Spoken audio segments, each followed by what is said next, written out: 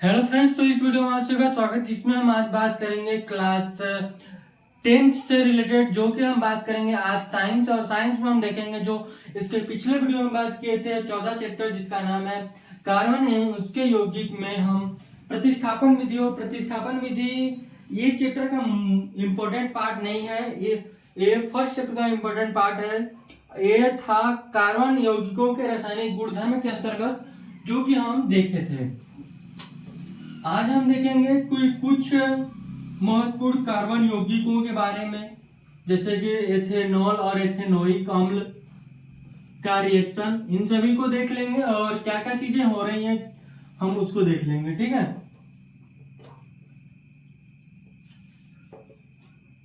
देखिए हम important series लेकर आने वाले हैं, जो कि बहुत जल्द आएगा। कि समझिए सिर्फ उसमें इंपॉर्टेंट क्वेश्चंस ही होंगे प्रॉपर। जितना चैप्टर ये केमिस्ट्री खत्म होने के बाद केमिस्ट्री का जो इम्पोर्टेंट क्वेश्चन है उसको लेकर आएंगे हम, जो कि एक दो वीडियो में हम उसको कंप्लीट करेंगे। ठीक है, जो पेपर के अकॉर्डिंग बहुत इंपॉर्टेंट होगा, जो कि काफी आपके पढ़ाई में मदद करेगा। जैसे अगर आप केमिस्ट्री पूरा पढ़ चुके हैं तो उसका आप क्वेश्चंस देखिए और रिएक्शन देखिए और रासायनिक समीकरणों को संतुलित करना सीखिए। यही सब तो है, देखना पड़ेगा। ठीक है, तो यहाँ से हम बात कर लेते हैं। यहाँ पर क्या था, चौथा चैप्टर है कार्बन उसके यौगिक।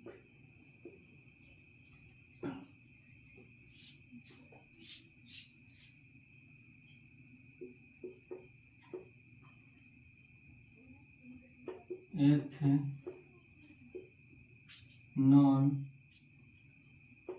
के भौतिक गुणधर्म। एथेनॉल के भौतिक गुणधर्म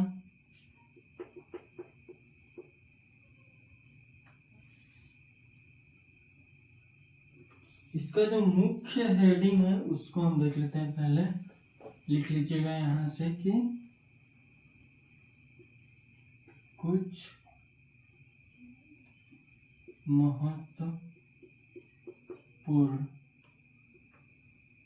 महत्वपूर्ण कार्बन यौगिक जैसे एथेनॉल। ठीक है, एथेनॉल और एथेनोइक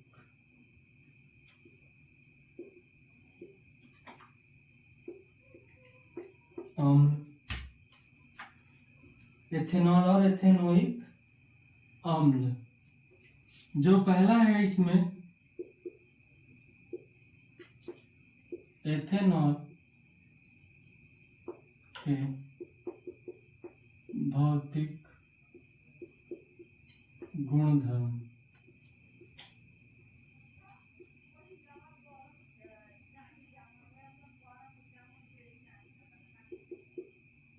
रंगहीन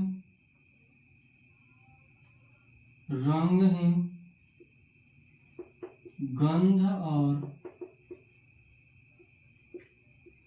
जलने वाला स्वाद।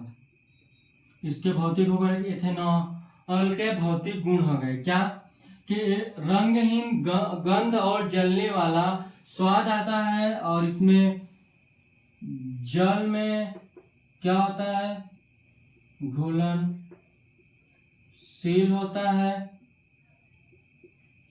और ये जो वाष्पशील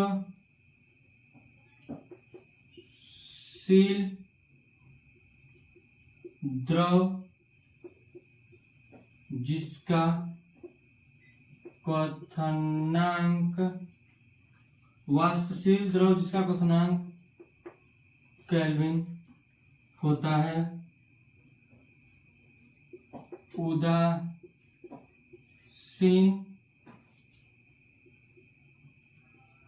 प्रकृति होती है।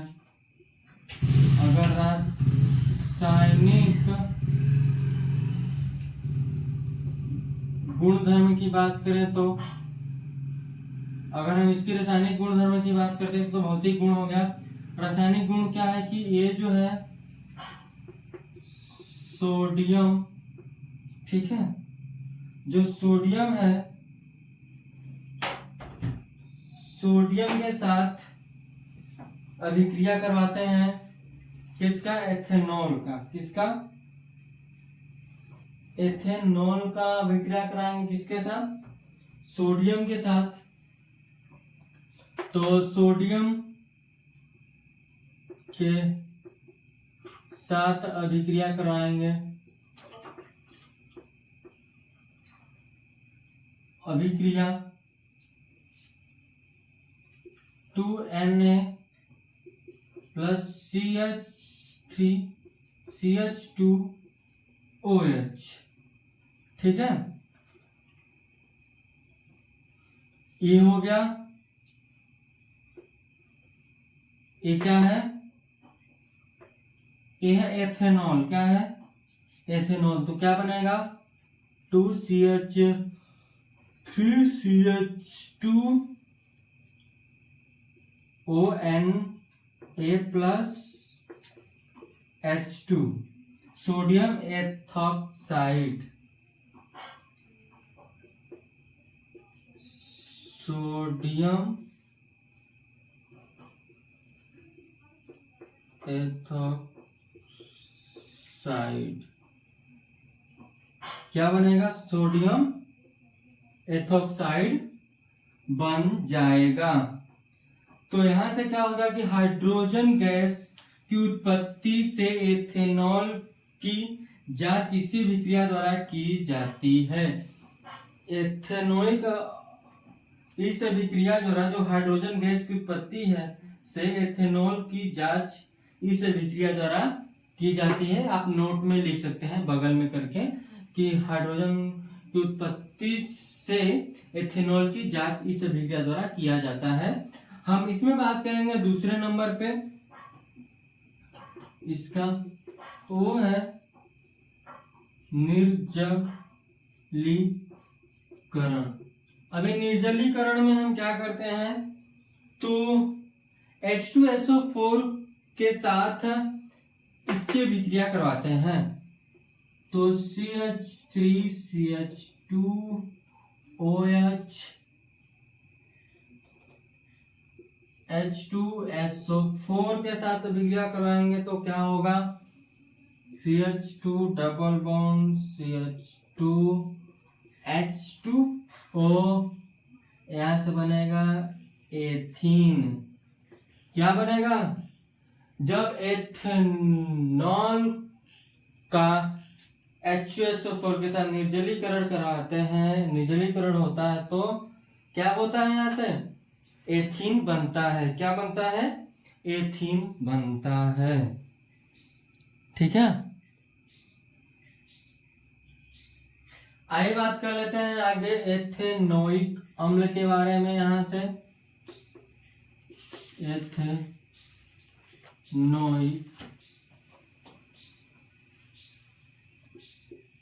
अम्ल एसिटिक अम्ल भी बोलते हैं। उसका भौतिक गुणधर्म हम देखेंगे तो भौतिक गुणधर्म क्या है कि रंगहीन द्रव, स्वाद में खट्टा होता है, ठीक है, सिरके जैसी गंध होती है। इसका जो क्वथनांक है, इसका क्वथनांक 391 केल्विन होता है। और शुद्ध एथेनोइक अम्ल शीतलन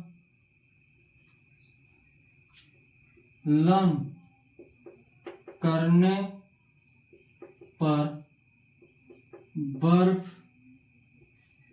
की तरह जम जाता है।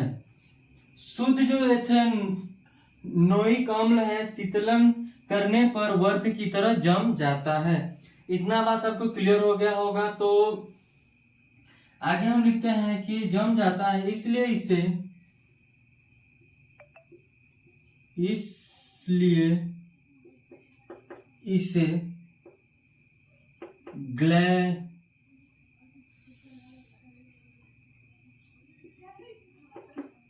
ग्लेशियल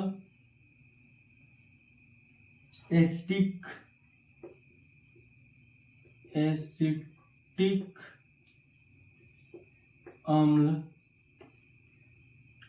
कहते हैं। ग्लेशियल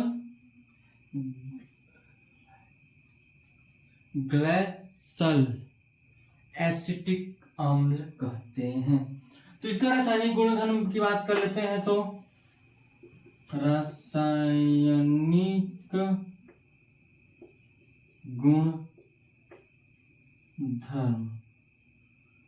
गुणधर्म की बात कर लेते हैं यहां से।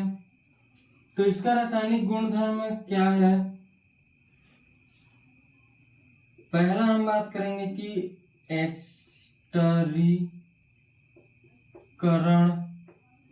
एस्टरीकरण CH3COOH CH3CH2OH H2SO4 के साथ एस्टरीकरण करवा रहे हैं। तो CH3 होगा COCH3CH3 इसके साथ डबल बॉन्ड O, इसको बोलते हैं एस्टर। क्या बना?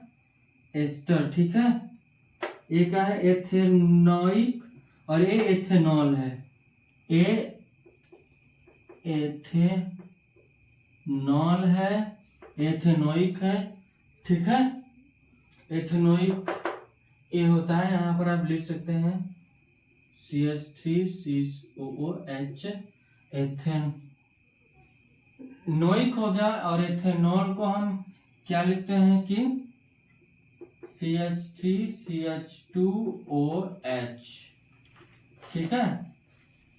बात समझ में आया? तो इतना तो क्लियर हो गया होगा।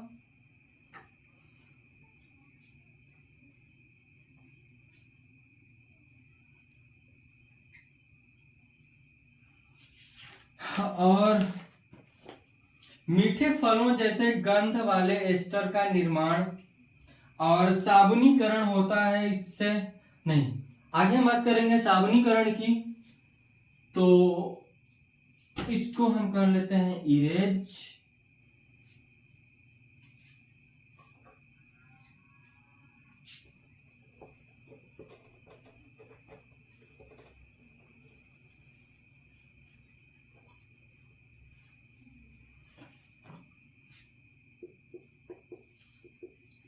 साबुनीकरण। तो साबुनीकरण की हम बात कर लेते हैं यहां से। वो जो एस्टर है ना, एस्टर की भी क्रिया करवाते हैं हम NaOH से।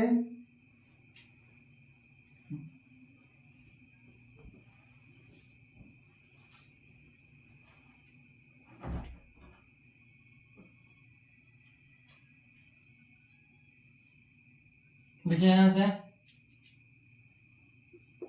CH3 उसको लिखेंगे CH3COCH3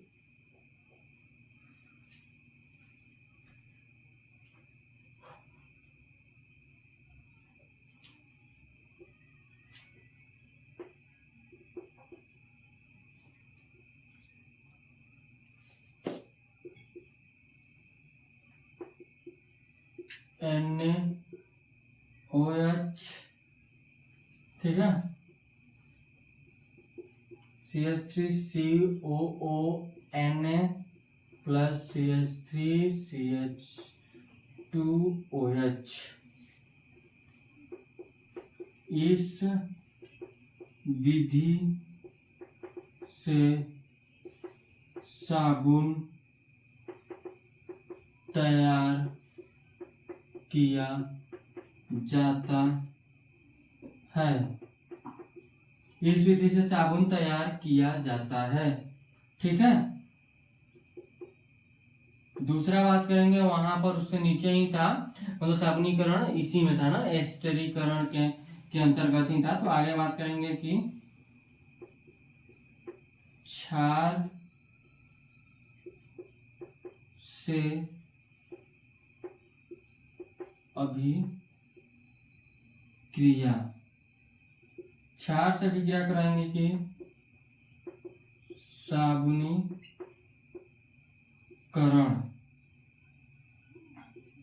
तो NaOH CH3COOH CH3CONA + H2O बना। ध्यान समझेगा, यहां से O, ठीक है, यहां से H उठाया और ये H उठाकर यहाँ पर कर दिया और फिर इसके बाद O जोड़ दिया, ठीक है। यहाँ देखिएगा O Na यहाँ पर आकर जुड़ गया, ठीक है। इस तरह से जुड़ जाते हैं, जैसे कि CH3COO और H की जगह क्या गया Na और OH बाहर निकल गया, H2H इस H के साथ क्या गया H2O, यानी कि जल बाहर निकल गया, ठीक है। इस तरह सारी अभिक्रिया होती है, एक दूसरे को हटाती हैं, ठीक है, जिसको हम प्रतिस्थापन अभिक्रिया भी बोलते हैं, ठीक है। तीसरा पॉइंट है यहां से हमारा कि कार्बोनेट तथा हाइड्रोजन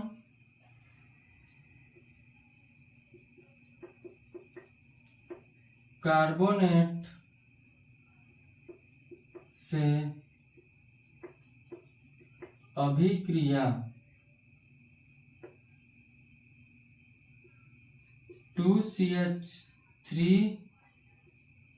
2CH3COOH + NaCO3